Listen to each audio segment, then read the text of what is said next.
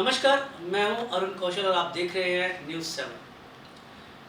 बच्चों की सेहत को लेकर आजकल हर माता-पिता चिंतित रहते हैं, चाहे उनकी पढ़ाई का दबाव हो, टीकाकरण हो या उनकी ग्रोथ को लेकर। ऐसे कई सवाल हैं जो हर माता-पिता जानना चाहते हैं। तो आज ऐसे में हमारे साथ चाइल्ड स्पेशलिस्ट डॉक्टर गौरव निगम जी हमारे साथ हैं। सर, आपका बहुत-बहुत स्वागत है। Thank you Arun. मेरा नाम डॉक्टर गौरव निगम है, मैं एक पीडियाट्रिशियन हूँ एंड आज हम कोशिश करेंगे कि आपके सारे क्वेश्चंस के आंसर्स हम सबसे ईजीएस्ट वे में आपके सारे ऑडियंसेस को समझा पाएँ। डॉक्टर साहब, हर माता-पिता चाहते हैं कि उनके बच्चे की ग्रोथ जो है वो सही तरीके से हो, हेल्दी तरीके से हो। ऐसे में बच्चों की ग्रोथ और उनकी डेवलपमेंट को कैसे मॉनिटर कर सकते हैं? बहुत अच्छा क्वेश्चन है अरुण। ये पहली चीज़ तो ये है समझने की कि हर बच्चा यूनिक होता है, उसकी अपनी पेस होती है ग्रोथ की और डेवलपमेंट की। हाँ, कुछ बेंचमार्क्स हैं जैसे कि बच्चा बैठ जाना चाहिए 6 महीने तक या फिर वो चल पाए अपने आप 12 से 15 महीने तक, पर इसका ये मतलब नहीं है कि हर बच्चा उसी सेगमेंट में ही आएगा।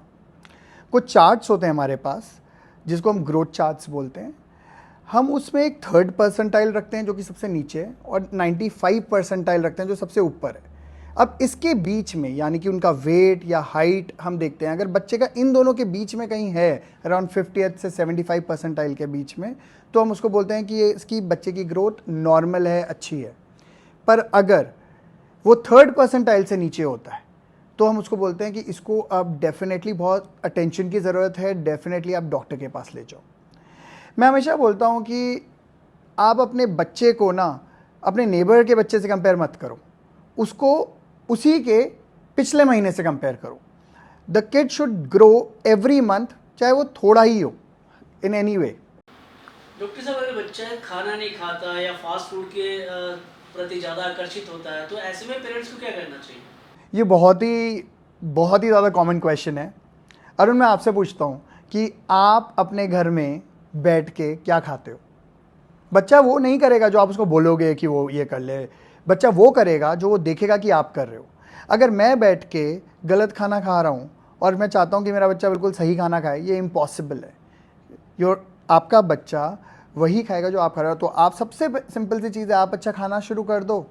बच्चा एक दिन नहीं खाएगा, दूसरे दिन नहीं खाएगा, बट तीसरे दिन से वो वही खाएगा जो आपकी फैमिली सब खा रहे हैं। इस चीज़ के लिए सबसे बेस्ट ऑप्शन है कि जब बच्चा ग्रो हो रहा है ना, आप तब से ही ये पैटर्न रखो घर में। अगर मतलब इनफैक्ट मेरे साथ भी जब तक मैं फादर नहीं बना था, उससे पहले मैं काफ़ी कुछ खा लेता था इधर उधर की चीज़ें। अभी भी करते हैं हम, बट उसके कुछ तो मॉडरेशन हो गई है। लेकिन हम ज़्यादातर कोशिश करते हैं कि हम सही खाएं एंड ऑटोमेटिकली मेरी डॉटर में भी वही चीज़ आ गई कि वो प्रेफर करती है सही खाना। डॉक्टर साहब, टीकाकरण बच्चों की सेहत का एक अहम हिस्सा है, तो ऐसे में पेरेंट्स को किन-किन वैक्सीनेशन का ध्यान रखना चाहिए?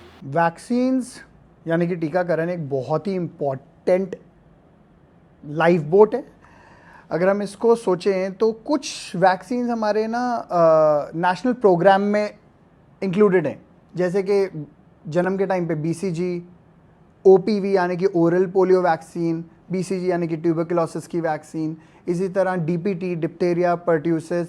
इस सब वैक्सीन्स का जो यूनिवर्सल प्रोग्राम में शामिल हैं, उससे ये फ़ायदा होता है कि ये वैक्सीन तो आपको हर जगह मिल जाएंगी, हर गवर्नमेंट हॉस्पिटल में मिल जाएंगी एंड वो भी फ्री ऑफ कॉस्ट। इसके अलावा कुछ वैक्सीन ऐसी होती हैं जो कि आप अपने पीडियाट्रिशियन से 1-on-1 कंसल्टेशन में करते हो, जैसे कि रोटावायरस वैक्सीन। रोटावायरस वैक्सीन भी अब काफ़ी हद तक हमारे नेशनल प्रोग्राम में आने वाली है। बट रोटावायरस वैक्सीन क्या होती है, जो बच्चों को बार बार रोटावायरस की वजह से लूज मोशंस होते हैं, तो उसमें वो फ़ायदा करती है। इस तरह चिकन पॉक्स की वैक्सीन हो गई, जापानीज़ एनकेफ्लाइटिस की वैक्सीन हो गई, ये आप अपने पीडियाट्रिशियन के साथ 1-on-1 डिस्कशन पे फाइंड आउट कर सकते हैं कि ये उसके लिए बेटर रहेगी बच्चे के लिए या नहीं। बट मेरा हमेशा ये मानना रहता है कि वैक्सीन्स जो है ना, वो एक इनविजिबल सीट बेल्ट की तरह है।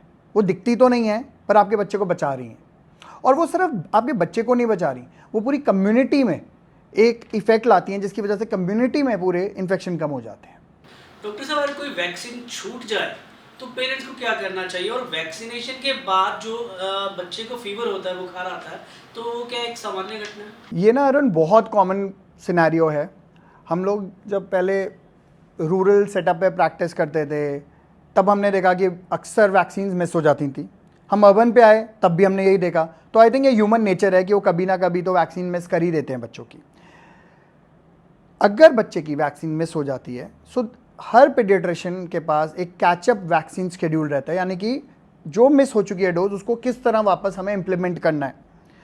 आप उस शेड्यूल को फॉलो करो तो आपकी वैक्सीन वापस कैचअप हो जाती हैं।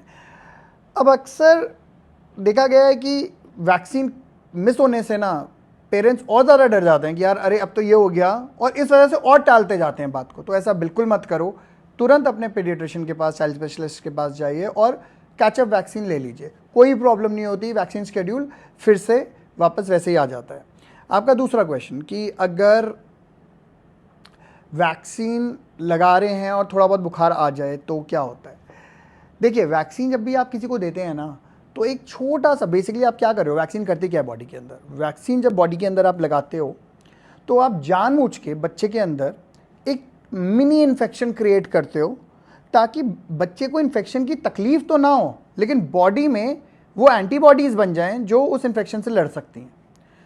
और इस वजह से बच्चा कभी कभार एज अ रिएक्शन हल्का सा फीवर थ्रो कर देता है, बिल्कुल नॉर्मल है। इनफैक्ट मैं बोलता हूँ कि अगर उसको फीवर हो रहा है ना तो बच्चा सही रिस्पॉन्स दे रहा है आपकी वैक्सीन की तरफ, बट इसका मतलब ये नहीं है कि अगर फीवर नहीं हो रहा है तो वो नहीं दे रहा है। So don't worry about that. अगर वैक्सीन मिस हो जाती है, it's just a speed breaker. आप जल्दी से उस स्पीड ब्रेकर को सही करो और आगे बढ़ो।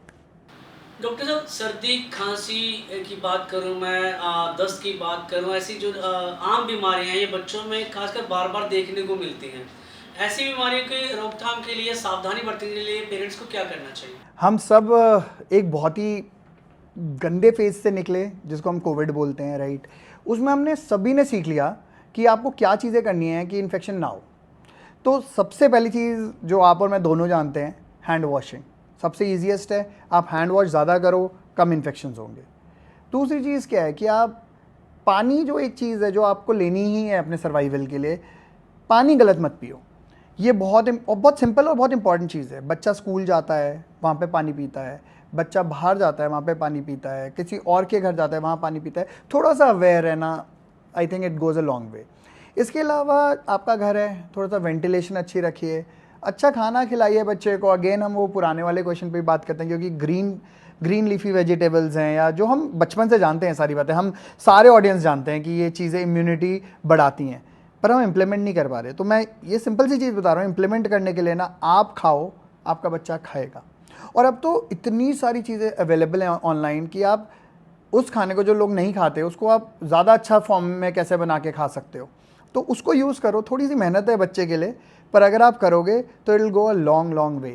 मैं हमेशा बोलता हूँ, मेरे से पूछते हैं कि कौन सी दवाई दे दें हम अपने बच्चे को ताकि उसको इन्फेक्शन कम हो, इम्यूनिटी बढ़ जाए। मैं बोलता हूँ the cheapest and the best medicine is soap and water. आप सोप एंड वाटर यूज़ करो, ऑलमोस्ट 70 to 80% डिजीजेस कम हो जाती हैं। डॉक्टर साहब, बच्चों में आजकल चिड़चिड़ापन कह दें या गुस्सा बहुत ज़्यादा आ रहा है, मोबाइल की लत ज़्यादा लग रही है, तो इन सब चीज़ों को बच्चों से छुड़वाने के लिए, उन पर ध्यान देने के लिए पेरेंट्स को क्या क्या सावधानियां बरतनी चाहिए, क्या क्या ज़रूरी जो चीज़ें हैं पेरेंट्स को करनी चाहिए? अरुण, बच्चों का जो इमोशनल डेवलपमेंट होती है ना, वो पूरी तरीके से हुई नहीं होती है, दे आर स्टिल डेवलपिंग। तो बहुत बारी ऐसा होता है कि उनको पता ही नहीं होता कि उनको अपना एंगर या बहुत सारे इमोशन एक्सप्रेस कैसे करने हैं। इस वजह से कभी कभार ये इन्हीं चीज़ों में कन्वर्ट हो जाते हैं, जिसको हम बोलते हैं चिड़चिड़ापन या एक्सेसिव गुस्सा कर देना छोटी सी बात पे। इनके जो रेगुलेशन है, इमोशनल रेगुलेशन, ये तभी अच्छे से हो पाएगी जब आप अपनी बॉन्डिंग उस बच्चे के साथ अच्छी रख पाएंगे। हम ये कैसे करें? ऑब्वियसली पहला क्वेश्चन ही यही आता है। बच्चे के साथ बॉन्डिंग करने के लिए, और आपके दूसरे क्वेश्चन का भी आंसर यही है कि बच्चा अगर हर वक्त ही फ़ोन पे रह रहा है, स्क्रीन के आगे रह रहा है, आप बच्चे के आगे अपना फ़ोन यूज़ मत करो। बट प्रॉब्लम तो यही है कि हम सबसे पहले अंदर जाते हैं अपने घर के, पूरे दिन काम करने के बाद भी फिर भी हमारा फ़ोन हमारे हाथ में ही रहता है।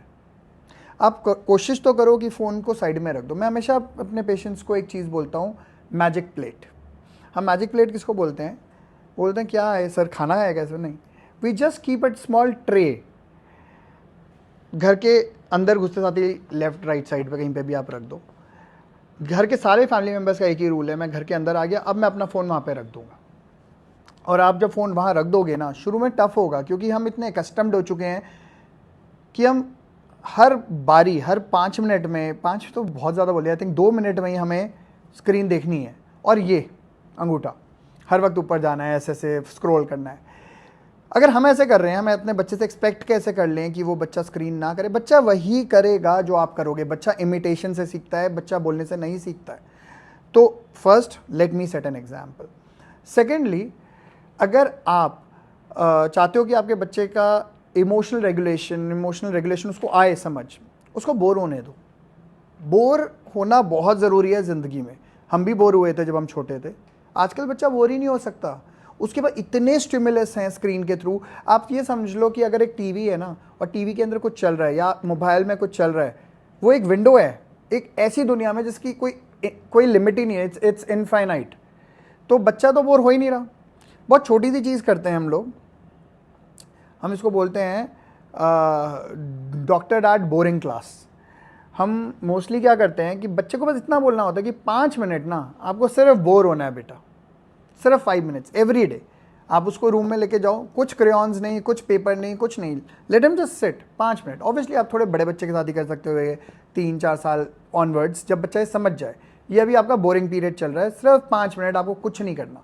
And you will be surprised कि बच्चा शुरू में एजिटेट होता है, धीरे धीरे उसको अपने इमोशंस पे काबू करना आ जाता है, उसको रेगुलेट करना आ जाता है। सिर्फ यही नहीं, उसको कॉन्टेम्पलेशन आ जाती है कि वो उसको थिंक कैसे करना है, उसके थिंक प्रोसेसेस बनने लगते हैं, जो आजकल बच्चों में बहुत मिसिंग हो रहे हैं। आप किसी भी बच्चे और ऑल्सो अब एआई की वजह से और ज़्यादा कम होते जा रहे हैं, क्योंकि आपको मैं प्रॉब्लम बोलूँगा, आप सीधे एआई में डालोगे, उसका आंसर निकाल लोगे और आगे दे दोगे। तो हमारे तो थिंकिंग प्रोसेसेस और कम होते जा रहे हैं। तो एटलीस्ट अपने बच्चों को ओरिजिनल थिंकिंग के लिए थोड़ा सा बोर होने दो। डॉक्टर साहब, आपसे एक बात और जानना चाहूँगा। जैसे इसी के में सवाल में आगे का मेरा ये पूछने का था कि जैसे स्क्रीन टाइम की बात करें या पढ़ाई के प्रेशर की बात करें, तो इस पे बच्चे की जो सेहत है उस पर कितना फ़र्क पड़ता है, कितना असर पड़ता है? देखो, एक बैलेंस रखना पढ़ाई में और स्क्रीन टाइम में ज़रूरी है। मैं ये नहीं बोल सकता कि आज की डेट में आप स्क्रीन टाइम बिल्कुल हटा दो, ठीक है। एक रिसेंटली एक वर्ड डेजिग्नेट हुआ है, आई थिंक इसको वैलिडेट भी किया है बड़ी बड़ी ऑर्गेनाइजेशन ने, जिसको हम बोलते हैं ब्रेन रॉट। ये एक न्यू वर्ड है।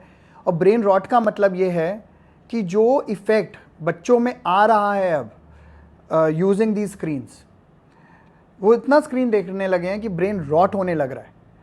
तो डेफिनेटली अगर मैं एक्सट्रीम पे जाऊं तो इसके तो बहुत ही हार्मफुल इफेक्ट्स हैं। इनफैक्ट एक और चीज़ है, हम ऑटिज्म के बारे में इतना टाइम से सुनते आ रहे हैं, अब एक नई चीज़ आई है जिसको हम बोल रहे हैं वर्चुअल ऑटिज्म, जो अगेन बहुत ज़्यादा एक्सेसिव स्क्रीन की वजह से हो रही है। ऐसा भी देखे जा रहा है ADHD, जो बोलते हैं attention deficit hyper activity disorder, जिसमें बच्चे बिल्कुल सेटल नहीं हो पाते हैं, बैठ नहीं पाते हैं, बहुत शरारत करते हैं। लेकिन देखो, हर शरारती बच्चे को ADHD नहीं होता, again like I would like to say. पर इसकी वजह से क्या होता है कि ये जो एक्सेसिव स्क्रीन टाइम है, इसकी वजह से ये चीज़ भी बढ़ जाती है। तो डेफिनेटली इसका इफ़ेक्ट्स तो बहुत ही हार्मफुल भी हैं, but also at the same time इतनी ज़्यादा लर्निंग भी है इसमें, तो वो बैलेंस स्ट्राइक करना इज़ द की। हम पढ़ाई वाले एंगल पे आते हैं, आपकी जो आपने पढ़ाई वाला एंगल बोला। अरुण, आप ही से पूछता हूँ मैं, आपकी क्लास में जो टॉप ग्रेडर्स थे, सबसे टॉप, जिनके एकदम A1 ग्रेड्स आते थे, मैं ये नहीं बोल रहा हूँ कि A1 ग्रेड्स वालों ने बहुत अच्छा नहीं किया होगा, आज वो भी अच्छा ही कर रहे होंगे लाइफ में, और जो एक मिडिल ग्रेडर्स होंगे या जो पीछे वाले, उन्होंने भी अच्छा किया। तो कहने का मतलब ये है कि हम ग्रेड्स को ना एक हवा ना बना लें, मतलब कि हाँ अगर अच्छे नंबर आए हैं तभी बच्चा सही है। इमोशनल इंटेलिजेंस बच्चे की बहुत इंपॉर्टेंस रखती है। IQ इंपॉर्टेंट है, बट EQ भी बहुत इंपॉर्टेंट है। तो ये जो बैलेंस है पढ़ाई का लेके, ओवर एम्फसाइज ऑन ग्रेड्स या कुछ ज़्यादा ही मतलब हम एकेडमिक ओरिएंटेड हो जाते हैं बजाय कि लर्निंग और क्यूरियोसिटी को छोड़ के, इसको बैलेंस करना बहुत ज़रूरी है। अब ये करोगे तो डेफिनेटली रिजल्ट्स अच्छे ही आएंगे। डॉक्टर साहब, बच्चों की सही नींद और सही रूटीन को आप कितनी अहमियत देते हैं? सही नींद सबसे इंपॉर्टेंट चीज़ है, क्योंकि जो एक हार्मोन होता है जिसको हम बोलते हैं ग्रोथ हार्मोन, वो पता है कब सिक्रीट होता है? जब बच्चा सोता है। सो अब मेरे को बताना भी नहीं पड़ेगा कि ग्रोथ हार्मोन करता क्या होगा, ऑब्वियसली वो ग्रोथ में हेल्प करता है। सो वो तो तभी सिक्रीट हो रहा है जब बच्चा सो रहा है। अगर बच्चा ढंग से सोएगा ही नहीं तो क्या ग्रोथ इंपैक्ट नहीं होगी। दूसरी चीज़ क्या होता है, एक अगर बच्चा ढंग से नहीं सो रहा है तो उसकी अटेंशन, उसकी इम्यूनिटी एक और बहुत बड़ा फैक्टर है जो कि नींद से रिलेटेड है। लगता नहीं है। हम हमेशा सोचते हैं immunity is more related to कि जो हम खाना खा रहे हैं या जो हमने वैक्सीन लगवाई हैं, बिल्कुल उनसे तो है ही, पर आपका रेस्ट, आपकी स्लीप आपकी इम्यूनिटी को बढ़ाती है। एंडलेस स्टडीज़ हैं इसको लेके। तो नींद एक इतना इंपॉर्टेंट फैक्टर है जिस पे मैं इससे ज़्यादा एम्फोसाइज नहीं कर पाता, बट ये जानना कि कितनी नींद इंपॉर्टेंट है। हम सोचते हैं अच्छा मैं एक एडल्ट हूँ और मेरे को सिर्फ 8 घंटे की नींद ज़रूरत है, पर एक जो छोटा बच्चा है, टॉडलर है, लेट्स से न्यू बॉर्न जैसे 18 घंटे सोता है ऑलमोस्ट, और टॉडलर जो टॉडलर है वो कम से कम मेरे हिसाब से उसको 11 से 14 घंटे की स्लीप चाहिए। एक स्कूल गोअर जो है उसको 9 से 11 घंटे की नींद चाहिए। तो आप इस तरह का एनवायरनमेंट क्रिएट करो कि वो बच्चा सो पाए। छोटे छोटे पॉइंटर्स हैं, स्क्रीन टाइम 3 से 4 घंटे या एटलीस्ट 2 से 3 घंटे पहले बिल्कुल बंद कर दिया, क्योंकि ब्लू लाइट एमिट होती है स्क्रीन से, जो कि ना आपके मेलेटोनिन एक हार्मोन होता है जो आपको स्लीप इंड्यूस कराता है, उसकी प्रोडक्शन को कम कर देती है वो ब्लू लाइट। तो बच्चा जल्दी सो नहीं पाता है, वो एजिटेटेड रहता है सोने के टाइम पे। सो मेक श्योर कि आप स्क्रीन टाइम को बहुत लिमिट कर दो। आप खुद भी कोशिश करो ना उस टाइम पे सोने की या थोड़ा आगे सोने की। ये सारी चीज़ें मिला के अगर बच्चे को अच्छा रेस्ट मिलेगा ना, you will see so much of a difference in kids behaviour, kids performance. मैं हमेशा बोलता हूँ कि बच्चे की जो ज़िंदगी है ना, ये वो एक प्लेग्राउंड की तरह होनी चाहिए, ना कि एक एग्ज़ाम हॉल की तरह। बहुत स्ट्रिक्ट रूल्स भी मत रखो, लेकिन बहुत लूज भी मत रखो सारी चीज़ों को। डॉक्टर साहब, प्रदूषण और बदलता लाइफस्टाइल बच्चों में एलर्जी और अस्थमा जैसी बीमारी को कितना बढ़ावा दे रहा है, कितनी उनके लिए खतरनाक है ये चीज़? पोल्यूशन डेफिनेटली अब हमें बहुत अच्छे से रियलाइज़ हो जाता है कि कितनी बड़ी प्रॉब्लम क्रिएट करता है, स्पेशली कोविड के बाद। लाइक एंड हम हमेशा दिल्ली में रह रहे हैं, ऑड इवन स्टार्ट हो जाता है वो सब। बच्चे जो होते हैं ना, इनकी ना लंग्स बहुत बहुत इमेच्योर होती हैं छोटे बच्चों की, और जैसे जैसे वो बढ़ते भी जाते हैं तब भी उतनी वो नहीं होती। तो जो चांसेस हैं डैमेज के, वो डेफिनेटली बहुत ज़्यादा होते हैं compare to an adult. Also कुछ बच्चे जिनको एज़मा है, जिनको और एलर्जिक प्रॉब्लम्स हैं, उनमें ये और ज़्यादा तरीके से इम्पैक्ट लाता है। यानी कि और ज़्यादा जो नॉर्मल एज़मा होता है कि उसको इतनी तकलीफ होती है, उससे कई ज़्यादा तकलीफ होगी अगर वो और पॉल्यूटेंट एरिया में रहेगा। तो बच्चे ना ज़्यादा फास्ट ब्रीदिंग करते हैं। हमारा जो रेस्पिरेटरी रेट होता है और जो बच्चों का होता है उसमें बहुत फ़र्क होता है। तो जब बच्चा फास्ट ब्रीथ करेगा तो वो ज़्यादा पॉल्यूटेंट पर केजी ऑफ बॉडी वेट ले रहा है अंदर, आप ये समझो। तो इस वजह से जो इम्पैक्ट सेम आपके ऊपर आने वाला है, उससे ज़्यादा इम्पैक्ट वो बच्चे के ऊपर आएगा। Pollution is not only what is outside, pollution inside भी है। अगर मैं घर के अंदर हूँ तो ज़रूरी नहीं है कि मैं सेफ़ हूँ पोल्यूशन से। कभी AQI अगर आप अपने घर का मेजर करोगे, समटाइम्स आप सोच में पड़ जाओगे कि वो आप बाहर से भी ज़्यादा है। इसका रीज़न्स जानना ज़रूरी है कि आपके घर में जो कुकिंग हो रही है उसका कोई अच्छा वेंट आउट है या नहीं है। अगर नहीं है तो क्रिएट वन। चिमनीज़ ऑप्शन है, एग्जॉस्ट फैंस ऑप्शन है, कई बारी change of exhaust fan option है। एक बहुत कॉमन स्टडी हुई थी जिसमें यह था कि एग्जॉस्ट फैंस के ऊपर जो ऑयल लग जाता है, जो कोई नहीं साफ़ करता, सालों तक भी नहीं करते, उसकी वजह से वो जो पोल्यूशन बाहर जाना चाहिए वो जा ही नहीं पा रहा है। सो ये छोटे छोटे स्टेप्स हैं, अगर आप करोगे तो डेफिनेटली घर की जो इन्वायरमेंट है जहाँ पे मैक्सिमम टाइम बच्चा स्पेंड करता है, उसका AQI, उसका quality index, air quality index better हो जाएगा। ऑब्वियसली दूसरी चीज़ प्लांट्स है। अगर आप घर में कुछ प्लांट्स रखोगे, आपके घर सुंदर भी लगेगा और उसका AQI भी बेटर हो जाएगा। इनफैक्ट अभी थोड़े टाइम पहले एक न्यूज़ में बहुत फेमस हुआ था, दिल्ली में एक घर था जिन्होंने पता नहीं कितने प्लांट्स रखे हुए थे, और जब पूरी दिल्ली पोल्यूशन से जूझ रही थी तो उनके घर का AQI लिटरली बहुत ही अमेजिंग था। तो simple thing like plant, like they से ना कि अगर पोल्यूशन एक बहुत बड़ा एनिमी है ना, तो मास्क, उस टाइम पे मास्क और plants are like friends. Doctor साहब, कोविड और वायरल इन्फेक्शन के बाद बच्चों की देखभाल में किन किन चीज़ों का खास ध्यान रखना चाहिए? मुझे लगता है अगर हम सारी बातों को डिस्कस करने के बाद कुछ बातों पे आएँ, तो एक बात होती है खाने की, न्यूट्रिशन गैप जो है। न्यूट्रिशन गैप यानी कि बहुत सारी चीज़ें आ गई इसमें, आपका जंक फूड आ गया, या बच्चा क्या खा रहा है, उसको क्या रिक्वायरमेंट है। बच्चे को 4-5 चीज़ें चाहिए होती हैं। उसको कार्बोहाइड्रेट्स चाहिए जो उसको चावल से मिल सकते हैं, रोटी से मिल सकते हैं, मल्टीग्रेन जो हमारे हैं पल्सेस से भी मिलते हैं कार्बोहाइड्रेट्स। कार्बोहाइड्रेट्स समझे दो टाइप के होते हैं, एक ना सिंपल कार्ब्स होते हैं, एक ना कॉम्प्लेक्स कार्ब्स होते हैं। आप कोशिश करें कि कॉम्प्लेक्स कार्ब्स दो आप अपने बच्चे को, जिसमें थोड़ा सा फाइबर भी हो, इस तरीके से अगर आप दोगे तो। इसके अलावा आपको प्रोटीन देना है बच्चे को। प्रोटीन किस में है? दाल में है, नॉन वेजिटेरियन फूड में है, चिकन में है, एग्स में है, पनीर में है, टोफू में है। इसके अलावा आपको फ़ैट देने हैं। फ़ैट आपको गुड फैट देने हैं। गुड फैट्स आपके घी में होते हैं, which is great. Different type of oils में होते हैं। कोशिश करिए ट्रांस फैट मत दीजिए आप। ट्रांस फैट किस में होते हैं? चिप्स में होते हैं, जो आप बैग से खोलते हो। इनको मैक्रो बोलते हैं, मैक्रो न्यूट्रिएंट्स। माइक्रो न्यूट्रिएंट्स क्या है? विटामिन्स और मिनरल्स। अगर आप अपने आप, अब मैं एक एक उसमें तो नहीं जा रहा हूँ, लेकिन अगर आप बच्चे को फ्रूट्स और ग्रीन लीफी वेजिटेबल्स दे रहे हो तो ये भी कवर हो जाते हैं। So your kid is sorted. ठीक है, तो हम इस तरह से न्यूट्रिशन गैप को कम करेंगे। सही खाना ज़्यादा खिलाएंगे, गलत खाना कम खिलाएंगे। मतलब मैं बोल दूँ बिल्कुल भी जंक फूड मत खिलाओ, इट्स नॉट पॉसिबल, है ना। बस वो कम करते जाओ तो गैप आपका सही हो जाएगा। दूसरी जो प्रॉब्लम जो लगती है ओवरऑल, वो स्क्रीन टाइम। स्क्रीन टाइम थोड़ा सा मॉड्यूलेट करने की ज़रूरत है।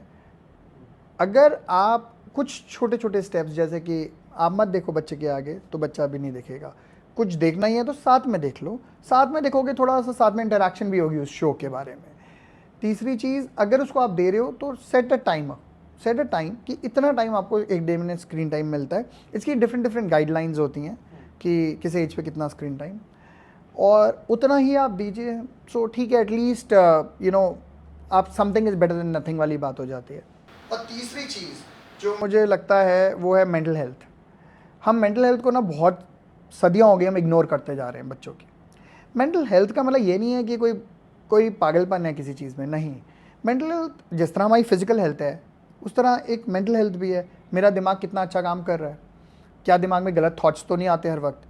तो एक मेंटल हेल्थ को अब एक टाबू की तरह, एक ऐसा डिस्कशन कि नहीं हम तो नहीं करेंगे बात, ये इसको छोड़ना होगा, हमें उसमें घुसना होगा ताकि हम बात कर पाएँ रियली कि अगर बच्चा परेशान है, स्पेशली टीनेजर्स में आप डिप्रेशन के केसेस इतने ज़्यादा देख रहे हो, इट्स इंपॉर्टेंट कि पेरेंट्स नॉर्मली बात करें अपने बच्चों से।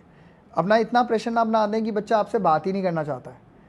ये बहुत इंपॉर्टेंट है कि हम मेंटल हेल्थ को माइंडफुली टैकल करें। सो मुझे लगता है ये 3 चीज़ें हैं जो ज़्यादा इंपॉर्टेंट हैं अब इस करंट कमिंग टाइम के लिए। मुझे नहीं लगता कि डिजीज़ेज़ इतनी प्रॉब्लम करेंगी जितना लाइफस्टाइल प्रॉब्लम करेगा। तो लाइफस्टाइल पे थोड़ा सा माइंडफुल रहेंगे तो ज़्यादा बेटर रहेगा।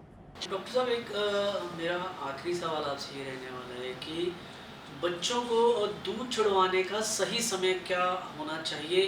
किस समय पर बच्चों को जो दूध कम करना या बच्चों को दूध छुड़वाना जो रहता है हमेशा, तो वो किस टाइम पे या किस एज पे होना चाहिए? बच्चे को दूध छुड़ाना, या जिसको हम वीनिंग बोलते हैं, वीनिंग एक वो प्रोसेस होता है कि जब बच्चा स्टार्ट होता है तो हम उसको ब्रेस्ट फीडिंग यानी कि माँ के दूध पे रखते हैं, और धीरे धीरे हम उसको ट्रांजिशन कराते हैं कि वो घर का और खाना खा पाए। WHO रिकमेंड करता है कि पहले 6 महीने तक बच्चे को एक्सक्लूसिव ब्रेस्ट फीड करना है। एक्सक्लूसिव ब्रेस्ट फीड का ये मतलब है कि हम बच्चे को और कुछ भी नहीं देते, हम बच्चे को पानी तक नहीं देते। Everything goes through mother's milk, यानी कि बच्चे को जो भी ज़रूरत है ना वो मदर मिल्क के थ्रू ही जाएगा। और इसके बहुत बेनिफिट्स हैं, इतने बेनिफिट्स हैं कि किताबें लिखी गई हैं इसके ऊपर। ठीक है, तो 6 महीने के बाद हम स्टार्ट करते हैं वीनिंग। शुरू में हम थोड़े से सब्सटीट्यूट्स डालते हैं, जैसे कि दाल का पानी। अगेन हाइजीन अब बहुत इंपॉर्टेंट हो जाती है, क्योंकि बच्चा अभी तक तो माँ के दूध पे था ना, तो उसमें कोई इन्फेक्शन नहीं जा रहा था, कोई गंदा बर्तन नहीं था, कुछ नहीं था। अब हमें स्पून यूज़ करना होगा, तो इसमें यहाँ पे हमें हाइजीन का बहुत ख्याल रखना पड़ेगा। और खाना बहुत ही लाइट सा, जैसे स्टार्टिंग विद दाल का पानी एक्सेट्रा, फिर धीरे धीरे मैश्ड फ्रूट्स देते हैं, हम प्यूरी बना के देते हैं। तो 6 महीने ऑनवर्ड्स हम ये सब स्टार्ट करते हैं। वीनिंग जब हम करते हैं, बहुत पेरेंट्स को, मदर्स को स्पेशली लगता है कि अरे हमें तो अभी भी दूध पिलाना है, क्योंकि मतलब हम तो अपने बच्चे को बहुत प्यार करते हैं। बट ऐसा नहीं है कि इससे कोई कम प्यार करता है। सो मैं हमेशा बोलता हूँ weaning is not about loving less, weaning is about more food adventures for your kid. और हमें बनाना भी तो है ना बच्चे का अब टेस्ट। तो धीरे धीरे जब आप ये स्टार्ट करते हो, धीरे धीरे करते करते 1 साल की उम्र तक बच्चा वो सब खाना चाहिए जो आपकी प्लेट पे है। ये एक रूल है, मतलब थंब रूल है कि आप अपना एम ऐसा रखिए, लेकिन बहुत एंथुजियास्टिक मत हो जाओ जब विनिंग कर रहे हो। या तो बहुत ही ज़्यादा जोश मिलना, लोग बहुत कुछ स्टार्ट कर देते हैं। नहीं, स्टार्ट विथ समथिंग, 2-3 बारी वो दो, फिर वैरायटी इंट्रोड्यूस करो। हर चीज़ को नोट करो कि कौन सी चीज़ बच्चा लाइक कर रहा है, कौन सी नहीं कर रहा है। और ये याद रखिए कि बच्चे का अभी जो कोऑर्डिनेशन है वो इतना स्ट्रांग नहीं है, तो हम हार्ड चीज़ें स्टार्टिंग में बिल्कुल नहीं देते हैं। डॉक्टर साहब, मेरा आखिरी सवाल आपसे रहेगा कि आपने ये प्रोफेशन क्यों चुना, और आपके अनुभव में बच्चों की सेहत को लेकर सबसे बड़ी चुनौती आप किसको देखते हैं, और हमारे व्यूवर्स और जो पेरेंट्स इस वक्त ये शो देख रहे हैं उनके लिए आप क्या मैसेज देना चाहें? हम सब जब शुरू करते हैं तो बचपन से शुरू करते हैं ज़िंदगी। बस यही था कि हम उसी टाइम पे स्टार्ट करते हैं अपनी चीज़ें करना जब सारी चीज़ें शुरू हो रही हैं, ताकि अगर कुछ गलत हो सकता है हम वहीं पे पकड़ लें। इसलिए मैंने ये प्रोफेशन चुना था। हम अक्सर अपनी ट्रेनिंग के टाइम पे ना देखते थे कि लोग बड़े ओबीज होके आ रहे हैं, हार्ट डिजीज़ लेके आ रहे हैं, वो चीज़ें जो बहुत इजीली प्रिवेंट हो सकती हैं अगर आप बच्चे से अच्छा लाइफस्टाइल रख रहे हो तो।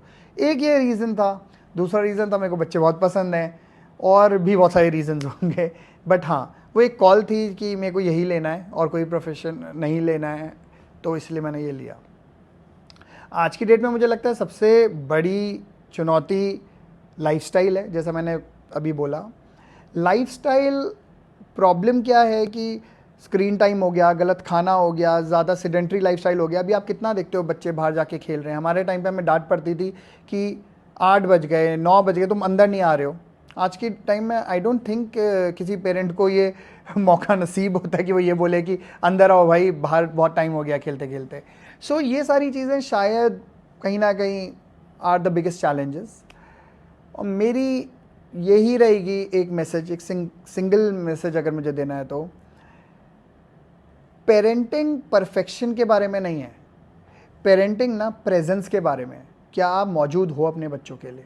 अगर आप अपने बच्चों के लिए मौजूद हो ना, तो आपके बच्चे भी आपके लिए मौजूद रहेंगे। It is simple.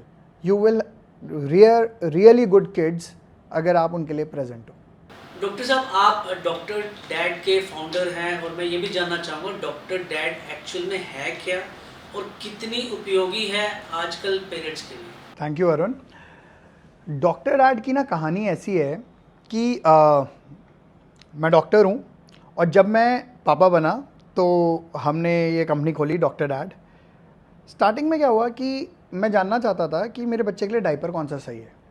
हमें मेडिकल स्कूल में ना ये तो बताते हैं कि हाँ डायपर कब पहनाना है, डायपर रैश हो जाए तो क्या करना है, पर मार्केट में इतने सारे डायपर्स थे, मेरे बच्चे के लिए बेस्ट कौन सा है। मैंने इंटरनेट पे ढूंढना शुरू किया तो सारा मुझे बाहर का लिटरेचर मिला। तो मैंने अपने आप ही सारे डायपर्स लेकर आया, अपने आप रिसर्च करी कि कौन सा मेरे बच्चे के लिए बेटर लग रहा है मुझे। और वहाँ से शुरू हुआ कि हम इसी तरह की बहुत सारी इश्यूज़ पे लिखना शुरू किया। हमने जब लिखना शुरू किया तो बहुत सारे ऑडियंस का यह आया कि आप इस बारे में भी लिखो, इस बारे में भी लिखो। हमारे पास एक चीज़ थी कि हम ना नहीं चाहते थे कि कभी कोई मतलब हम चाहते थे कि मेडिकल नॉलेज के साथ प्रैक्टिकल नॉलेज को हम मिला पाएँ, जो एक्चुअल यूज़र को वो हो, मतलब कि डॉक्टर एंडोर्स्ड इन्फॉर्मेशन नॉर्मल चीज़ों के बारे में। तो हमने स्टार्ट किया सिर्फ इस चीज़ से कि हम सब राइट इन्फॉर्मेशन एक रिसोर्स प्लेटफॉर्म के थ्रू देते थे। धीरे धीरे जब हमें लगा कि अब हमारे पास अच्छी नॉलेज है, अच्छा डेटाबेस है, तो हम लोगों ने प्रोडक्ट्स बनाने शुरू करे। वो प्रोडक्ट्स जो वर्ल्ड ओवर बेस्ट हैं, उन पे रिसर्च करा और उसी को एक अफोर्डेबल प्राइस में इंडिया में कैसे हम ला सकते हैं, हमने वो स्टार्ट किया, specially in the first 5 years of life के जो प्रोडक्ट्स हैं। धीरे धीरे जब हमें लगा कि people want more information, we started with a magazine called So Parenting. So Parenting एक हमारी ही पेरेंटिंग मैगजीन है जो कि बाय डॉक्टर डैड है, जिसमें वर्ल्ड ओवर सारे डॉक्टर्स उसमें लिखते हैं about different aspects of life. And इसी के साथ हमारा एक टॉक शो है which is called doctor dad talk show, जिसमें हम आपके लिए बेस्ट एक्सपर्ट्स लेकर आते हैं अक्रॉस द वर्ल्ड, और उसके साथ उनके साथ हम बिल्कुल नॉर्मल कॉन्वर्सेशन करते हैं जो एक्चुअली में आपके दिमाग में होगा बट आपको चांस नहीं मिला किसी से पूछने के लिए, किसी डॉक्टर से पूछने का। डॉक्टर डैड अपने आप को इवॉल्व करता जा रहा है, and thanks to people like you Arun, जो हमें प्लेटफॉर्म देते हैं so that people can come to know about doctor dad also. Doctor साहब बहुत अच्छी आपने कंपनी बनाई है, बहुत अच्छी चीज़ें आपने जानकारी दी है। अगर जो हमारे व्यूअर्स हैं, पेरेंट्स हैं, वो इस कंपनी के बारे में जानना चाहें या जुड़ना चाहें, या जो वीडियोस आप जिनकी बात कर रहे हैं उनको कैसे देख सकते हैं, कोई उसकी जानकारी आप हमें दीजिए। बिल्कुल, हमारी जो कंपनी है डॉक्टर डैड, उसकी वेबसाइट है www.drdad.in, IN फॉर इंडिया। इसके अलावा हमारे जो प्रोडक्ट्स हैं वो सब जगह अवेलेबल हैं। आपके स्टोर्स में भी अवेलेबल हो सकते हैं, आपके अमेज़ॉन और फ्लिपकार्ट्स और फर्स्ट क्राई पे भी अवेलेबल हैं, हमारी खुद की वेबसाइट पे अवेलेबल हैं drdad.in पे। Regarding information and talk shows, हम लोग स्पॉटिफाई पे अवेलेबल हैं इन ऑडियो फॉर्मेट, हम एप्पल पॉडकास्ट पे अवेलेबल हैं इन ऑडियो फॉर्मेट, और इसके अलावा हम लोग यूट्यूब पे हमारा टॉक शो चल रहा है। तो आई थिंक बहुत सारे मीडियम्स हैं। हाँ, और अगर सो पेरेंटिंग मैगजीन तो वो सब्सक्राइब कर सकते हैं हमारी वेबसाइट से, जो उनको डिजिटल फॉर्मेट में मिल जाएगी। आपका बहुत बहुत धन्यवाद डॉक्टर साहब, इतनी महत्वपूर्ण और उपयोगी जानकारी देने के लिए। उम्मीद करता हूँ कि सभी पेरेंट्स को आज सही गाइडलाइंस मिली होंगी। बहुत बहुत शुक्रिया एक बार फिर से। Thank you so much.